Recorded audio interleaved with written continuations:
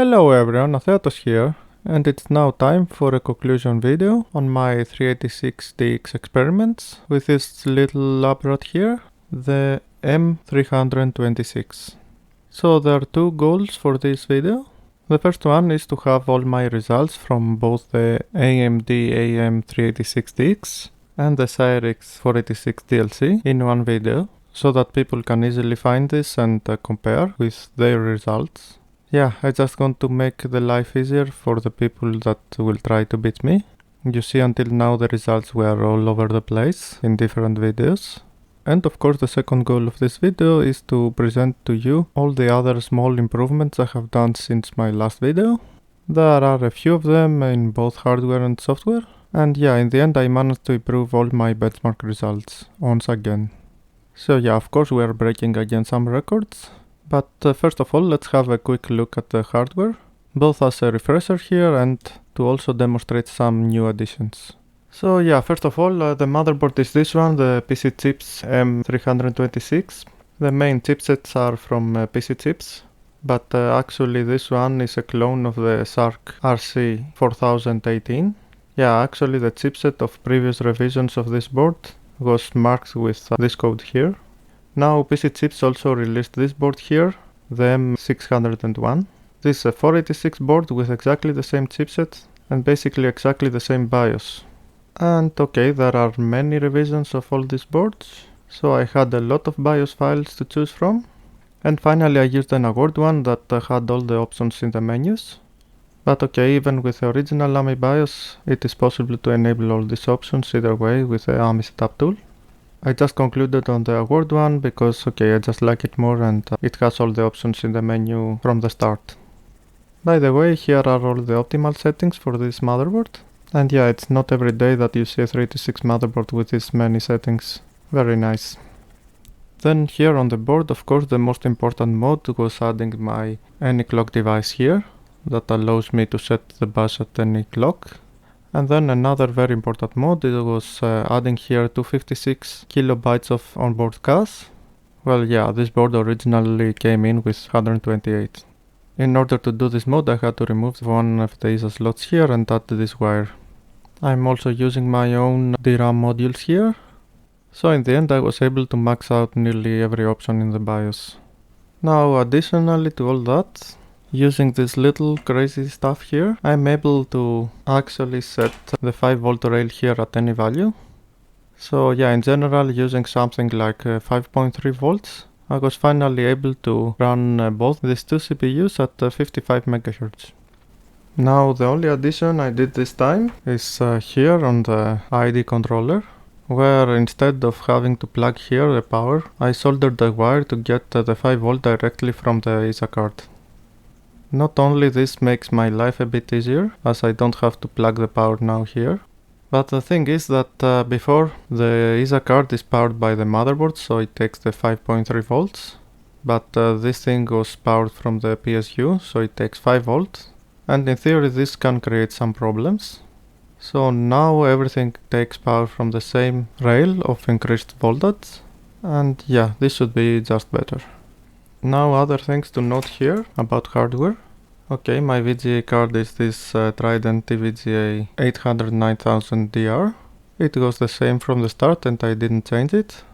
It is actually a quite fast VGA card, maybe not the best, but all the others in the end could not run here stably at high ISA bus speeds. So in the end this one is the best for this little motherboard here. Now when I talk about high ISA bus speeds, this is set here as 1/3 CPU bus speeds, and 1/3 of 55 MHz is 18.33 MHz. Yeah, quite high. Now back then when I tested this board with my little ISA clock device, I witnessed some strange behavior here where the ISA clock was not stable, and this was only on this motherboard. When the system was idling, the clock was stable, but every time I ran something and there was some activity, the ISA clock was falling for a few seconds lower. So I suspected that this board has some strange ISA implementation here and pauses the ISA clock for a few moments. So yeah, of course in the end I put down the oscilloscope and had a look. So when the system is idle, the ISA clock looks like that, so completely regular and nice. But when I had any activity, yeah, this is the picture. So the ISA clock measuring device is not lying here. And the real strange one is, yeah, this motherboard. As you can see, there are regular poses to the clock, and this explains all this behavior. Now regarding the floating point unit, here I'm using the ULSI one.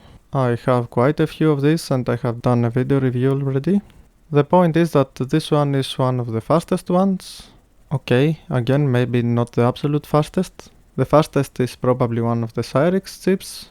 I have this one, but this was not able to run at 55 MHz.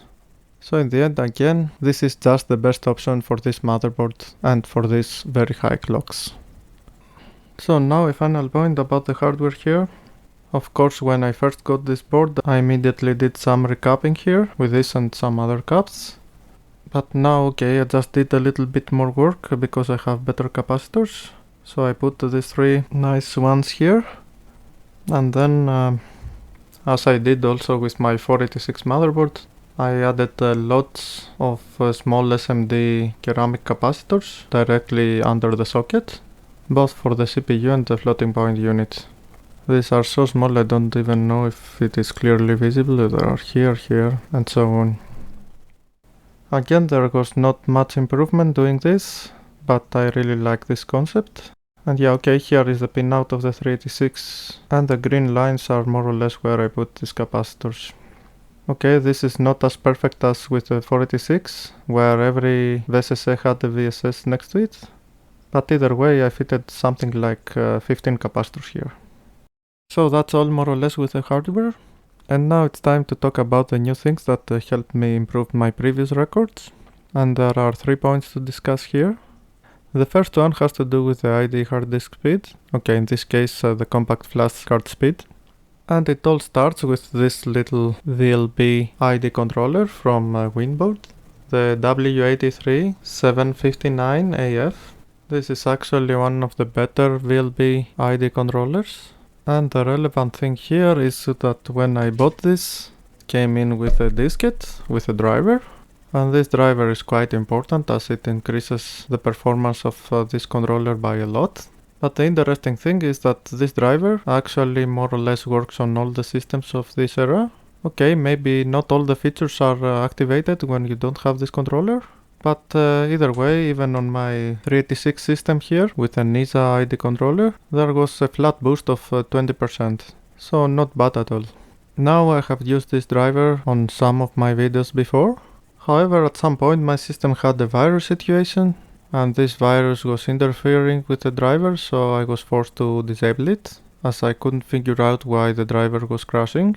So on some of my latest results here, I didn't have the driver enabled. But now I have fixed everything with a clean install, and I think it's a good time to talk a bit more about this driver. So first of all, of course, I will put this one in a link on the description, so you can download and test yourself. So when you download this, okay, I have packed everything into a RAR file, and you have to extract all this into a diskette. Yeah, you need to run this install.bat file. However, okay, this only works if everything is in a floppy. So here I am in this floppy with all the files, and I run the install. And yeah, you get this menu. It will automatically detect what you have, in this case this CF card in 0 channel master. And you have a few options. Now this read write multiple commands is disabled and I couldn't change it as this system does not support this. Then there is this track remapping. I don't know, according to the manual this can be used to support drives more than 528 megabytes. But I didn't really experiment with this, because either way my drive here is below the limit of the BIOS, so below this number. Then mode 3 is about speeds, and it is default enabled, that's good. LBA also enabled. And finally there is this drive speed option. Default here is auto. You can select between these values, okay, if you want you can select just the fastest one. But again, I think this is something that is only working if you have the correct VLB IDE adapter. So either way, here you can just keep the default, the auto detection, and just press F10. The install will continue, you press here yes. And now here the driver actually reconfigures all the driver files. and puts in information about your configuration. So yeah, this is a bit of a strange one. It doesn't write to a config file, it actually edits the driver files themselves. And then finally here it will copy some files to your hard disk drive, to this folder, and add the following line to your config.sys file. And okay, that's more or less the installation. Now if you go to this folder that was created, and we check the main file here, the WBID, and check the options, we have all this information. So again here someone can go in and force some of these options. So the maximum settings should be /CM. C is for the drive letter C, or the master on the 0 channel, and M is for multiple sector access. And then again TC equal 13 for the maximum timing mode. Again here is noted that the timing mode only works on this specific adapter. Certainly on my system these options had no difference, but yeah, either way here is config.sys, and this is how it is modified by the installation process. And you might want to add these two extra commands here to have maybe the maximum performance no matter where you run this disk drive.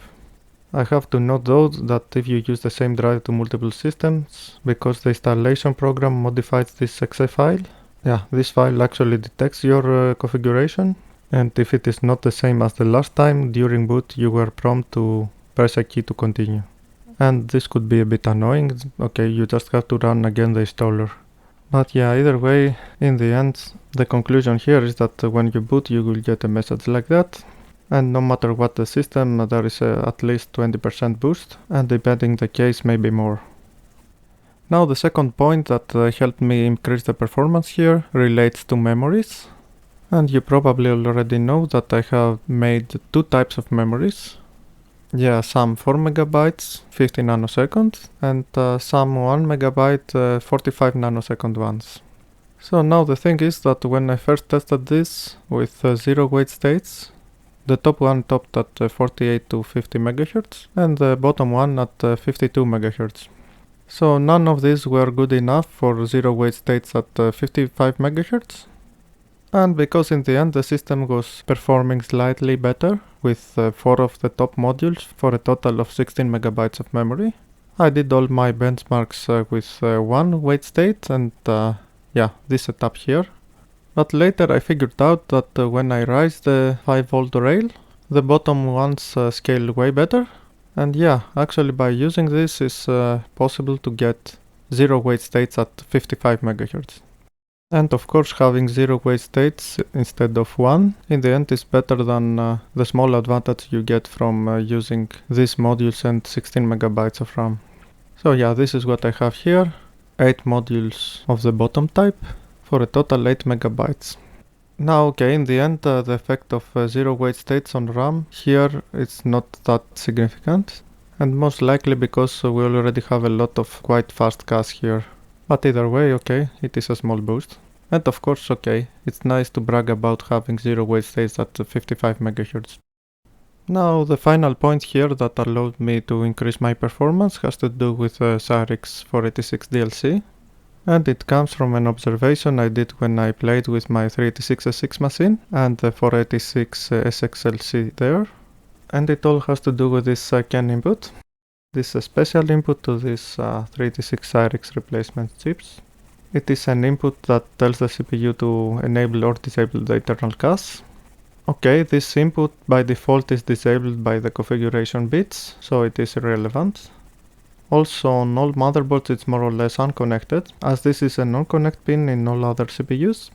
Now this pin internally also has a pull-up, so it is always disabled. So yeah, by default if you enable in software this pin, the cache will be disabled. So what we figured last time is that in the end you get better performance if you enable this pin and you force it to ground, and so enable the cache this way.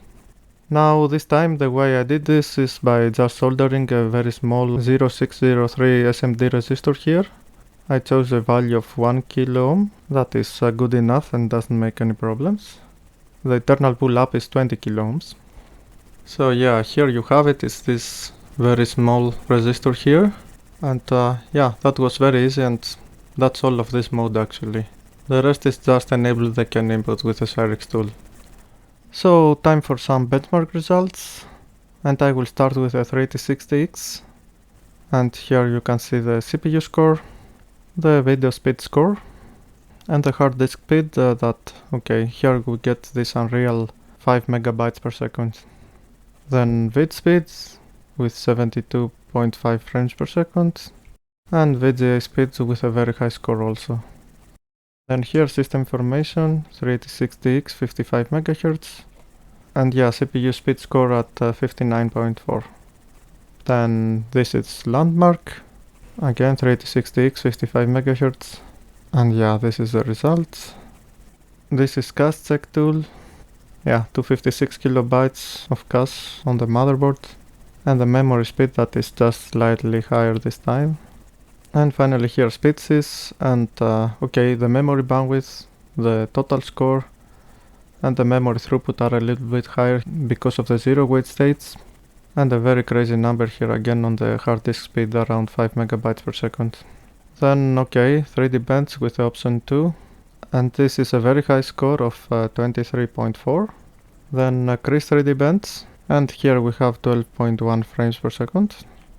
Then PC player benchmark with the option 5, and here you get 5.7. And it's time for some Doom, and I will start with low details. This is super fast, and this is actually nearly 42 frames per second. But let's see medium details, something more playable.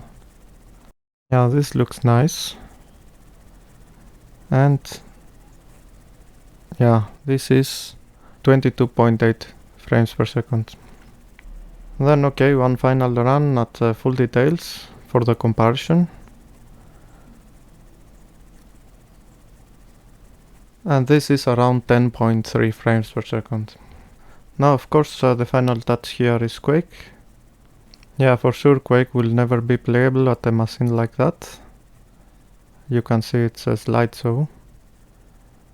However, it's a nice floating point unit benchmark. And here I get these results, and if you do this division, it is exactly 2.8 frames per second. So that is with the 386DX. And now it's time to see some results from the 486 DLC.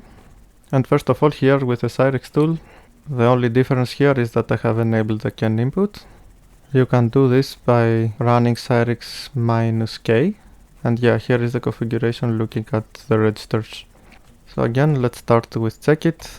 And this is the CPU speed, this is the video speed, and finally this is hard disk speed. That, for some reason is a little bit lower here, but still very high. Then this is vid speed with 74.3, and here is VGA speed that, more or less is the same as the 386DX. Then here is landmark, very high numbers. Then here in system information, Cyrix 486 55 MHz, and the CPU speed here at 90.1. This should be very close to a real 486 at 40 MHz. Then let's check a bit here the memories with the cache check tool. And of course here I have speedsys. As with the 386DX, here the memory bandwidth, the total score, and the memory throughput are increased from the previous time due to the zero wait states. And also the hard disk speed is increased, but again this number is a little bit lower than the 386DX. I don't know why this is, but this is what we got here. One interesting thing to note is that on my 386SX machine, the 486SXLC actually performed way better here, both in the memory bandwidth and the score, though this system was clearly slower in general. And this is the problem with synthetic benchmarks like that. Usually they just use too little memory, so the test runs something like in place inside the CPU, or in this case inside the 8 kilobytes of cache. The SX machine is severely bottlenecked by the main memory and the bus, but this is something that this tool cannot catch, unless of course you look down here on the extended memory testing. So time again for some real benchmarks with 3D bench, and here we have a new record and a clear improvement at 33.6.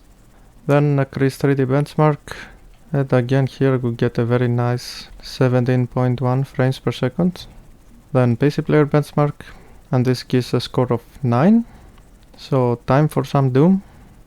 First minimum details, and this is 59.8 frames per second. Yeah, nearly 60. Then medium details, and this gives 34.5 frames per second. Yeah, this is definitely playable here. And finally, okay, full details. This is 16.9 frames per second. Yeah, for sure a bit choppy, but quite good overall. So finally here is Quake, and okay, for sure it's still a slideshow. And the score for the first time is 3.7, but okay, to be more accurate, if we do the division here, is 3.65. So okay, all this, but what are the conclusions here, and what are in the end the improvements we got today? And yeah, of course, all the green lines are the new measurements, and immediately above them are the last best ones. And okay, with the 386DX there were some minor improvements in nearly every benchmark, but actually nothing too significant. Yeah, maybe 1% here, 1% there. But the most interesting thing is down here with the 486 DLC. And we have two sets of measurements, one with just the zero weight states, and then one more with the addition of the Ken input mode. There are some good improvements here, especially in 3D Bench and Doom. And we can see here in the 3D Bench half of the improvement is from the weight states and the other half from the Ken input. While in Doom, most actually comes from the Ken input. Chris 3D Bench and PC Player Benchmark only gained from the weight states. And Quake, okay, there was a benefit from both, but a very small one. So here I have the total speed up we got today. So comparison between one weight state with zero weight state and Ken. And yeah, 6% 3D Bench, a small improvement in Chris 3D, 2% in PC Player Benchmark, again nearly 6% in Doom, and 2% in Quake. Yeah, okay, nothing too crazy, but again not bad at all.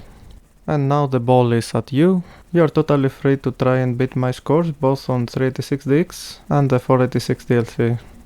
So here we are. These were my final results on both these two CPUs. I don't see any more room for improvement here. I mean, okay, 55 MHz is the absolute limit, and I had to increase a little bit more the voltage this time to be completely stable. The configuration and all the options are also optimal, and it's not really that easy to do any more modes here. So if I am to break again all my records, I will probably need to go to another motherboard, and I have a few of these. Until then, regarding this motherboard, I would like to check again some floating point units. You see, last time I tested everything just with the AMD CPU, but now I want to repeat everything with the Cyrix DLC.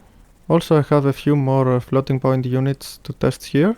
So yeah, this would be also an interesting video. But okay, until then you have to wait a little bit. And of course don't forget to motivate me with likes and comments. Subscribing is also a very good idea, because okay, you don't want to miss the next one, right? So that is all for today. And yeah, see you again next time.